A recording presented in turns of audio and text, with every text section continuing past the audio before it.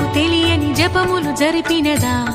మురళీ సఖీ వెనుకటి బ్రతుకున చేసిన పుణ్యమిదా తనువును నిలువున తొలిచిన గాయములే తన జన్మకి తరగని వరముల సిరులని తలచినదా